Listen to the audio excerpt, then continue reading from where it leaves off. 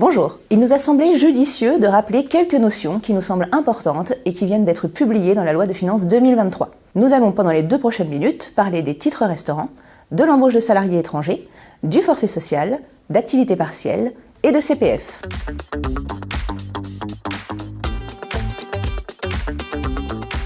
Concernant les titres restaurants, voici les chiffres importants pour cette année 2023 qui permettent à la part prise en charge par l'employeur d'être exonérée de cotisations sociales. La valeur d'un titre restaurant doit être comprise entre 10,83 € et 13 €. L'employeur qui les met en place doit obligatoirement prendre en charge entre 50 et 60% de la valeur du titre. La contribution patronale ne devra donc pas dépasser 6,50 € par titre pour être exonérée de cotisations sociales et d'impôt sur le revenu.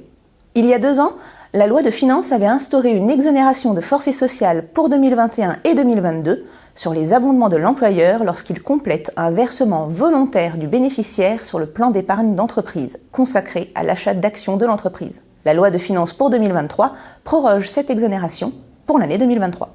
Cette année encore, la loi de finances pérennise la possibilité pour les employeurs étrangers sans établissement en France, ainsi que pour certains employeurs du secteur public, de placer leurs salariés de droit privé en position d'activité partielle. Il faut savoir qu'en ce qui concerne le régime d'activité partielle, il est en principe réservé aux entreprises du secteur privé implantées en France. Toutefois, à l'occasion de la crise sanitaire, possibilité a été donnée à certains employeurs publics ou étrangers d'y recourir. Cette dérogation devait prendre fin le 31 décembre 2022. Le législateur a prolongé le dispositif au-delà de cette date. Les titulaires d'un compte personnel de formation peuvent mobiliser leurs droits à formation sur le portail Mon compte formation.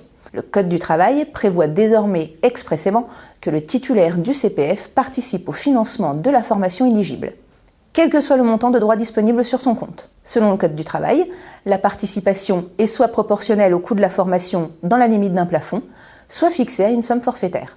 Il est important de savoir que les employeurs qui embauchent un travailleur étranger sont redevables d'une taxe lors de la première entrée en France de cet étranger ou lors de sa première admission au séjour en qualité de salarié. La loi transfère désormais la gestion et le recouvrement de cette taxe à la DGFiP à compter du 1er janvier 2023.